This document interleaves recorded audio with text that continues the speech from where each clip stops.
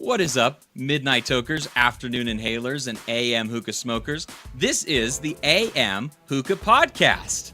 How is everybody? And he was like a hookah guru. You know, he had a couple Naras and smoked really good tobacco, Tangiers and stuff. Ooh, nice. And so I spent a lot of time hanging out with him and smoking. And that's how I got into hookah, like a lot, is because he wanted me to make him ceramic bowls for his hookah. Really? So you've been doing this sort of like creating bowls and stuff for quite a while then, it sounds like. Yeah, since my freshman year in college, so probably 6 years now. Oh, wow. Okay. I didn't realize it'd been going on for that long, actually. Now, if I don't stop talking, then I'm just going to keep talking, and I have to make sure I remember to not talk all the time. So, Adrian, do you want to hit us up with the next question? Yeah, man, absolutely. I actually wasn't expecting this opportunity, so now I have to go into the questions. Well, if that's the case, I can get the next one. Ask was, what is the stuff you started with? Like, we started talking about how we got into making bowls. Should I ask the question after that, Matthew?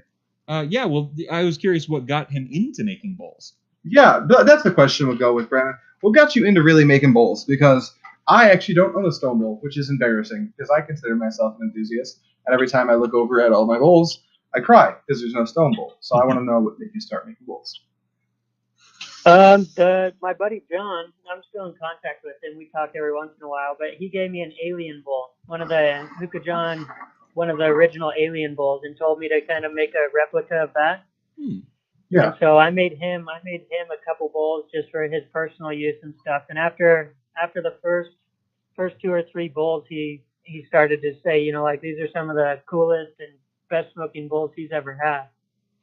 Very cool. And so that's kind of made him a couple, and then he was like, dude, you got to keep making these. You know, I'm going to send a couple to my friends in California and stuff. And so that's kind of what started me off making hookah bowls. I like that your friend's name was John. I keep thinking in the back of my head that you must have known Hookah John before any of us did, basically. Yeah. But the truth is, you just had your own personal Hookah John, basically. It was kind of just a crazy coincidence. You know, I thought it was real funny when I joined the online communities and stuff and saw that there was a Hookah John. And I was like, we have the Hookah John. That was John at our fraternity house. It was like the Hookah John, you know, he was the hookah guru.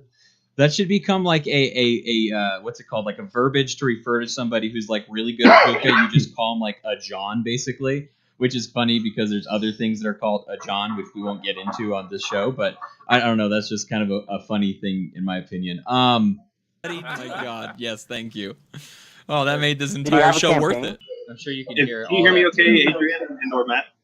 I can. Yeah, we can hear you just fine. There's just okay. He muted himself. Now you're good to go. Sorry about that. Completely sorry. Go right ahead. Cool. If you don't mind, I'd love. Was that JD who asked the question? Yep. Yeah. If you don't mind, I too goofed up and forgot to bring a bowl to sort of show you how that works with the HMD. I can run out and grab it real quick. I'll be back. I actually have some pictures that I'll show off of the bowl being foiled and stuff, so I think that might be able to save you just a little bit of time. I'm showing them off right now. It shows a picture of it with the ring tilted a little bit. Okay. So while he goes and grabs that real quick, first and foremost, the bowl is performing very well. Adrian, is there anything that you've noticed on starting to smoke it or anything that you want to point out or say at the moment? Yeah, typically with a bowl of this capacity, I did not weigh it, but I'm guessing just off of the amount of bowls I've actually weighed, I've got somewhere near 14 to 16 grams of alpha gamma at a normal pack in here. I'm using 4 titanium flats, which would normally burn the shit out of a bowl using a blonde like alpha gamma. But because of the sheer thickness of the walls on this bowl, it's smoking very well. If I wanted to add more heat, I probably could, and it still wouldn't burn. So that's the first thing I'm noticing, just right off the bat. Yeah, I'm surprised because, like I said, I don't usually use coals on my foil anymore just because I'm so used to using the Provost and stuff. And I'm using 3 cubes on this blonde leaf tobacco, and I was a little scared to do that at first. And honestly, the heat retention is working out so well that I don't feel like it's burning or anything at all. I'm tasting the flavors coming through very nicely. It's quite an enjoyable first session with it, and I know I messed up with my foil. I know I can see it peeking through a little bit, but it still looks really nice up there. It's surprising just how cool this really does look where you don't see the foil like you normally would, obviously. So I really do enjoy that factor of it. The inside of it is much smaller than what you expect it to be, which is also very surprising. You say 15 grams. I'd be surprised if it's more than 12 grams because I feel like I did a pretty decent little fluff pack and I don't think I got more than 8 grams in it, honestly. Like it'll be interesting once we start to actually weigh it out and test that kind of stuff, what the actual number is, because I will be surprised to find out what it's going to be actually. So, Kyle, do you want to show off some of that stuff? Yeah, and I can speak to that real quick before I get to JD's question. The 2 bowls that you guys have are 2 of the smaller ones. There's been some variation in them. So dense packed, if I remember correctly, I believe both of those, the Tangiers pack, held a max capacity of either 14 or 16 grams. That's what I was guessing. Yeah, that's what I would say. But yeah, so you're pretty close. Without trying it, obviously, but that's what it looked like just from looking at it, obviously. Yeah. So, JD, as far as your question went about the Lotus, which I know I already answered, but I was going to show you a little bit of how it works. Yeah, it can hold HMDs. That was a functionality that I added to it. Something I kind of realized I could do about halfway into production, which set things back a while, but I'm really glad I did it. What I'm about to show you, this is the brother bowl to put this here. Bring my camera down on it. Is that going to work? No, I'm going to have to hold it. This is the brother bowl to Daniel's first ever ring bowl that I made for him. This was the first one, which I'm sure he'll talk about, that actually worked. Proof of concept. So initially the rings were just these thin, small, short, simple rings that went over the rim and held the foil tight, but didn't do anything to contain the coals or contain an HMD. So midway through the process, I realized if I made them taller, and given the set diameter bowl that I kind of settled on, if I had to widen them out a little bit, they could, in fact, this is what the rings look like now. You'll notice they're a little thinner down at the bottom where the white is, so that's still allowing it to cinch the foil if you want to smoke the foil. And then they're a little bit wider up here, so that way you can just drop the ring in, drop an HMD in, and it holds it in place. That's pretty sweet. That is so nice. Like, that is turning a bowl into an HMD bowl like that. Obviously, is just so cool. And then the way the rings work in general to hold it in place and everything is just such a novel concept and idea. And I think now would be a good time to talk to the guy that came up with this or planted the seed at least, so that we could have what we have in our possession at the moment. Dan has been waiting on mute for a little while. Let me see if I can tell him to unmute his device so he can join us. I hope, Dan, if you have headphones, it would really, really work. Or if you want to lower the volume of your, or mute the YouTube video so that none of that gets feedback into us, because that's what's happening when you unmute yourself. It's causing a feedback loop into it. So if you could unmute yourself and mute the YouTube video, that way we don't hear ourselves in the background as well. That would help out a ton. But I believe he's on the line right now. Let's make sure everybody can hear you. Dan, can you hear me? I can hear you. Can everybody else hear Dan? Yep, we're good. Okay, thank goodness this one worked on the first try.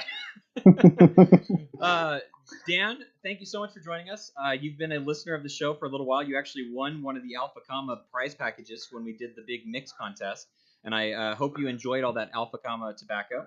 Where are you at exactly, so I don't mess it up? I'm from Denmark. Denmark, okay. I didn't want to mess it up. Now, I don't know which one of you want to take this first question. When did you guys meet? How did the conversation start up between you two? And like, where did this whole thing kind of start at for the most part? Well, it all started back when he made the contest, the riddle contest, where I ended up winning the donation part for getting a ball, and yeah. Very cool. Okay. Kyle, do you want to go into a little bit further detail into that? Oh, Kyle, I think you muted yourself. Kyle is mute or something. Is that better? There we go. All right, I knew I did that. I should have noticed.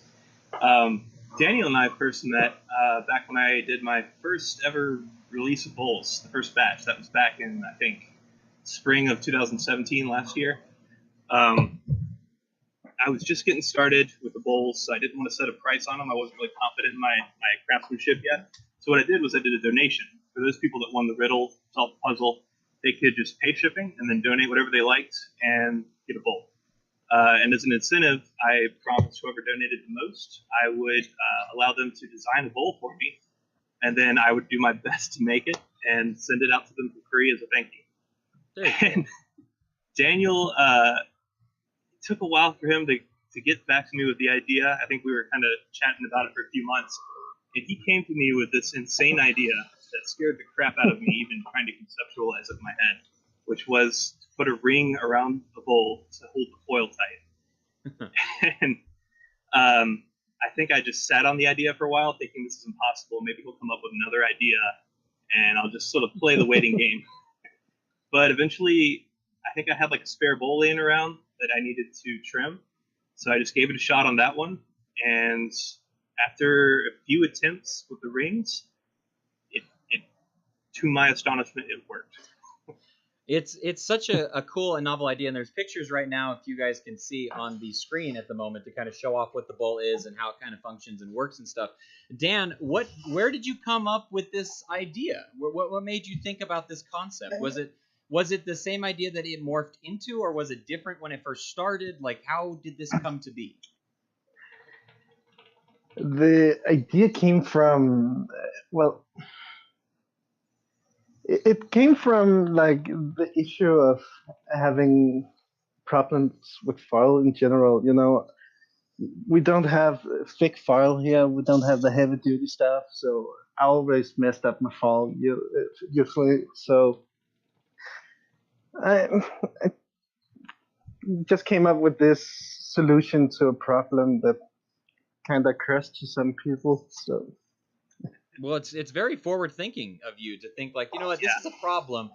Can we fix it in the bowl itself, right? Like usually when we have a problem, a lot of people, when they have a problem with foiling, what's the first thing they do? Well, they start using an HMD because they don't have to worry about foil at all. And instead of looking at a secondary mechanism to fix that problem, you have this kooky, if you don't mind me saying, very good idea, obviously, but to just use the bowl to fix the problem that you're having. And I'll be the first person to say, Adrian, I don't know if you'd agree with this, but like I never would have thought to do something like this with a bowl ever. No, that's what blew my mind when I first saw it, because we haven't seen any innovation in bowls since the first funnel really came out. People have been messing with spires forever. People have been messing with depth and width and stuff like that. But for the most part, funnel bowls have always been the same thing. Really no innovation. So this is the first, but when I first saw this bowl, which is actually a while back, I was like, what? You're going to sell this to us? I'll buy it. I'll buy however many you have. Kenneth is trying to double up on that Alpha Comma Midnight line, isn't he? I know Kenneth. I know he's doing that. House, the passion fruit iced tea. He can attest that it's an amazing passion fruit flavor. And then the maraschino cherry, I agree. I like to smoke maraschino cherry way more as a mixer from Tangiers than I do by itself. I don't think I could survive a bowl of just maraschino cherry. It'd be too much, in my opinion. It's hard. I agree. Yeah, it's hard. It's a great mixer, but man, it's got the same thing that lemon flavors have, where it's kind of sharp. Yeah. When you smoke it alone, plus it's super like saturated flavor. So. And what about you, Rob? What are you smoking? We actually watched you load your bowl. Cool story, real quick. I got to smoke bowls that were actually loaded by Rob. I've never had a better bowl ever in my entire life. It was like I was You're too much. It was like I was being catered to.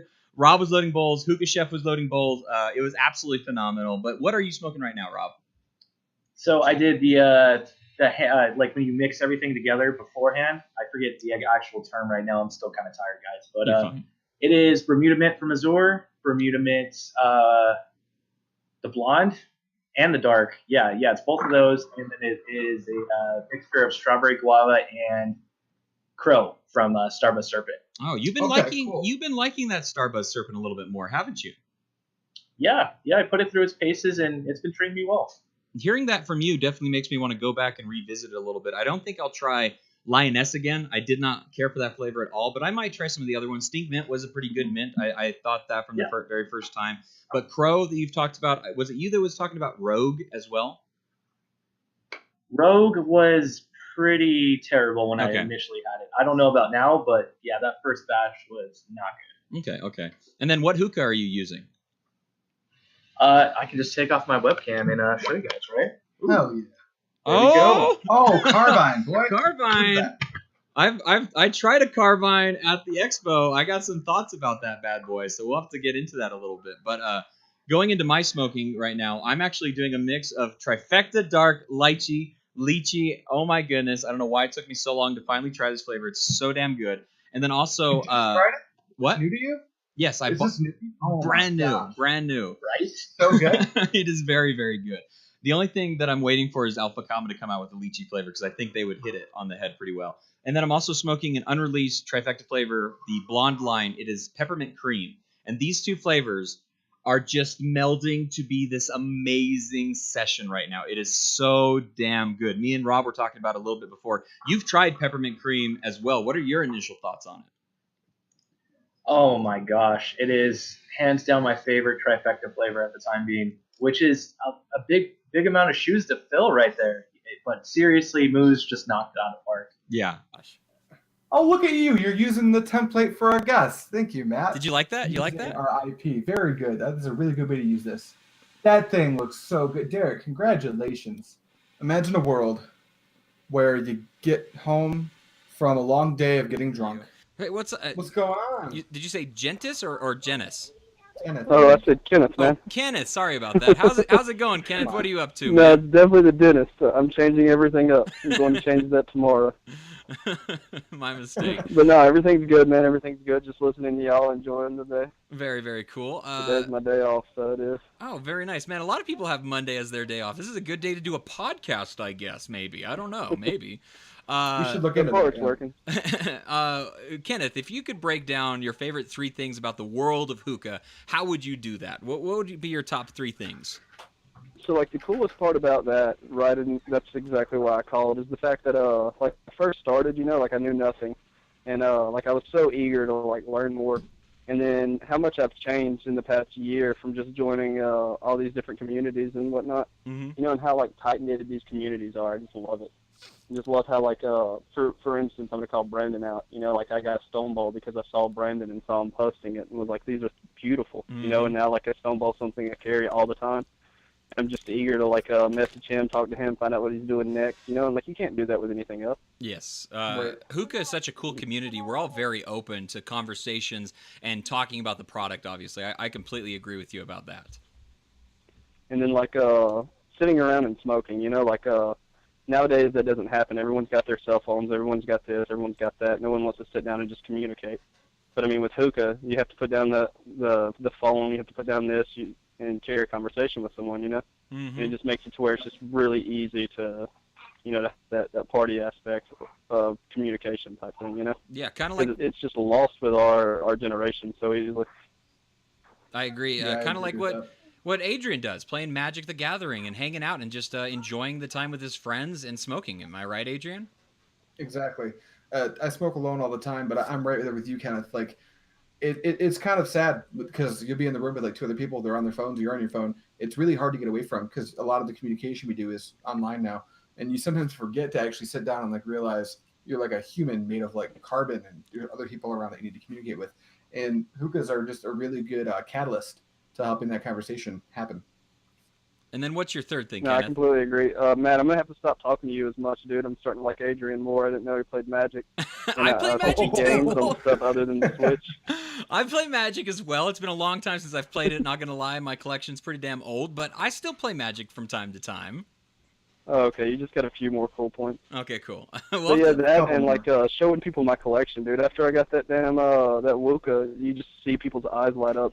Even people that have no idea what hookah is, like you bust that out and they're like, "What is this? I need There's one of something these." about those wooden hookahs, just stellar. Yeah. Yeah, your crystal vase on the Wooka, I think, is absolutely stunning. I like the wooden vases for Wookas as well, but I think the crystal vases just look 100 times better personally. But you have a beautiful collection of hookahs, your Alpha, your Wooka, your MIG that you have. How are you liking that MIG, by the way? Are you enjoying it pretty often? I really do like it, but as old dude pointed out just a second ago, the diffuser that's built in covers the bottom. So I mean, it doesn't do anything. It's more aesthetic than anything. Okay. And if you take it off, your water level will get so high that you'll just throw water directly into the hose. It's like drinking your base water. So Never good. But besides that, it's real quiet and it's really easy to carry around. You know, like I've been enjoying it, and I know Maggie has too. No, they're talking about your MiG, Maggie. Maggie's the one that won it at the expo, actually. Very cool stuff. Oh, that's awesome. Do you have I really like my collection, but it's small, you know, and like that's what I like. Maggie's been super nice about letting me get a Hookah and letting me get other things, you know, that's kind of expensive and normal people don't usually have. I get one big Hookah a year, and I just really like my collection. Are you gonna plan on getting a Precious Cut B2 one of these days, Kenneth? Oh yeah, so badly. We're gonna get that one and not talk about it. That and like the Regals, man. Like I like. And that's another thing about being in the community, man. Just seeing him make all these Regals that are just ridiculously beautiful. Oh, absolutely. We need to start saving up now, Kenneth, if we're going to get one of those Precious Cuts. I know it, dude. They're ridiculous. Do you have a question for us here at the AM Hookah Podcast? No, man. I just wanted to say a few things. I'm really liking that new shisha, by the way, but I don't want to say much about it yet. I've only packed like 2 bowls with it. Mm-hmm. It's harsher. And the tobacco comes out really strong, so it's like a taste that someone's gonna have to like already like. You know, like if I wasn't smoking dark leaf and I puffed on that thing, I would die. Yeah, it's strong. It's definitely strong in tobacco, but I mean that's what you warned me about when I first got it, and I'm enjoying it. Very cool. I'm glad you're enjoying that Fallen Dragon. I can't wait to hear more of your thoughts about it. Thank you so much for calling. Tell Maggie we said hello as well, and you guys have a good night. This is a beautiful. This is the exact pipe that I want to get in my collection one day. This is a super old school traditional style hookah. This looks very. This looks super Indian inspired to me. It looks. Oh shit! You never even smoke out of that. Oh my god, I would love it so much. I would. All year round. The FIFA thing that goes on. I don't even follow that, so I don't even know what's going on with that. But let's go into this little tasting event that you were able to do this last week and stuff. Walk us through it. Give us some details. Okay. Imagine a world where you get home from a long day of getting drunk, and then you have to drive from Detroit to Lansing. For those of you who don't know that logistically, it's an 1.5-hour trip northwest. And skipping the travel, which was actually kind of a blast. Me and the girlfriend went. She was kind of my camera person. But we got there. Jim asked me to come out and record some video for him. So we get there, walk on in. It's a really nice lounge. They've got some stuff that we don't have here in Michigan normally. Nirvana Super Shisha, Hookah Black. They've got some Tangier. They had like everything in there. It was really weird because you don't normally see this stuff in Michigan. So that was pretty exciting. But really what needs to be talked about is there were 2 new flavors. He was also showcasing 4 of his other flavors, which were it was Desert Storm, which is the cactus lime flavor. He had Sergeant Huckleberry, which is the sweet and sour berry flavor, or the sweet tart berry flavor, I guess is how he describes it. Lemon mint, which he has revamped to be a little more minty. So any new batches of lemon mint you get, expect more mint. Cool. And there's also orange keef. It tastes more like orange peel than the last few batches have. He's reworking a lot of things. One thing I can say after talking to Jim and hanging out with him for an extended period of time is that he is a perfectionist. And he really does take it to heart when the community gives him feedback. So even though it may take some time to get all the big leafed, crappy, ugly off the shelves, he is aware of it and he's no longer producing it, obviously. But what I'm sure you're all extremely interested in, if you're interested in ugly at all, I know I am, because he has, again, stopped washing his leaves. He didn't wash them, he washed them, and now he's not washing again. And my world's spinning because I've got ugly unwashed in here, along with Nakla. So 4 coals, woohoo. But the first flavor. This is Hurricane. What this is, it's a mango lemonade. And he's been working on this mango lemonade for over a year. And the reason he hasn't released it is because all the extracts and things that he's been trying evaporate without you using them. In the container, I guess they evaporated. This new extract he's using, the best way I can describe the flavor profile, by the way, there's an entire video on the whole experience coming soon. Sorry about the audio in advance. I don't have a lavalier mic. I'm still working with a shotgun. I'm fixing that soon. But it's really good. The mango actually comes across as like this natural mango with a little bit of sweetness on the back end, but most of the sweetness and the flavor comes from the lemonade flavoring that he actually puts in the tobacco. And with the new cut, the clouds are outstanding. The flavor goes for a long time. We got it smoking out of these modified Egyptian red clay, ugly branded raised spire bowls for 2 rounds of naring cubes. So that's a 2-hour session, no problem, which is a pretty good rate. And that's an awesome flavor. I will be doing a full review on it the day it comes out, probably. Cool. And then there's this flavor called Hookah Rush Triforce. This one has me excited. This has, like, I know that the moment anybody says the words Triforce, it instantly gets original OG smokers excited about what that could possibly mean. And to see we've talked about this before, actually. We actually had a whole conversation talking about how wouldn't it be cool if there was a company that actually took the Triforce and made it their own. And it's surprising that it's taken so long for this to happen. I was smoking Triforce in 2007, 2008. Mm-hmm. We're in 2018, and finally a brand is going to take that concept and throw it all together and do this together. It's exciting. But walk us through the Hookah Rush Triforce. For anyone who doesn't know what Triforce is, say you're a newer smoker, you may not have this information. I do a video on the Alpaca Triforce, which is the original, how people did it. Very nice. Now you can do it like Alpha Comma makes an insane Triforce if you can get a hold of their flavors. It's a 3-way mix, and it's usually 33, 33, 33, just thirds. And it's a third grapefruit, a third blueberry, and a third mint. And the profile that you wind up getting, and the reason they call it the Triforce is because a lot of old school smokers, it's really just one of the best mixes, one of the best flavor profiles. All these flavors really complement each other. Yes. But you get the sweetness of the blueberry, this bitter tart note from the grapefruit that's very full flavored, and the mint really cools it all down and kind of ties it together to make it its own profile. And what Jim has done is he didn't actually just he didn't mix his mint, his blueberry, and his grapefruit. Really? Because he was really worried about how the flavors would marry in the actual final mix. So he took a lot of time to get it right. Wow. And what it comes across as is on the inhale, you get a sharp mint. It is a very minty Triforce. You get the sweetness of the blueberry on the tip of your tongue, and in the back of your throat, you can feel this, like, if you've ever had Ugly's grapefruit, it's this rich grapefruit that, like, coats the inside of your mouth. You have just made me salivate so good. From your description. It's very good. And on the exhale, the mint dies down, as mint usually does in a mix when you're exhaling the vapor. But that blueberry note, it dies down just a little bit too, letting the grapefruit take this, like, full-bodied flavor profile on the exhale. And it takes heat like a champ, like Ugly tends to, especially the recent batches that have been very good. And the mint does not die down until about the hour and 25, hour and 30 mark.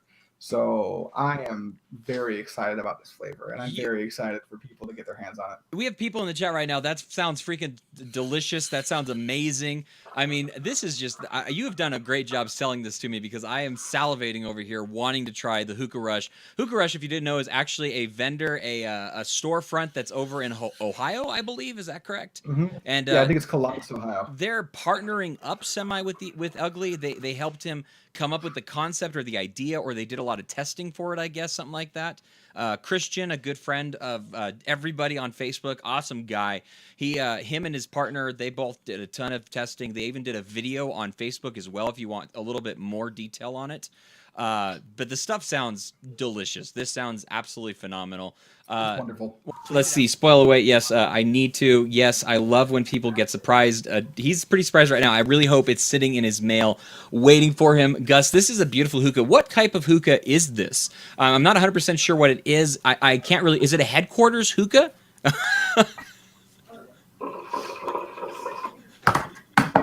He's been bamboozled. This is why I love doing live shows. This is fantastic.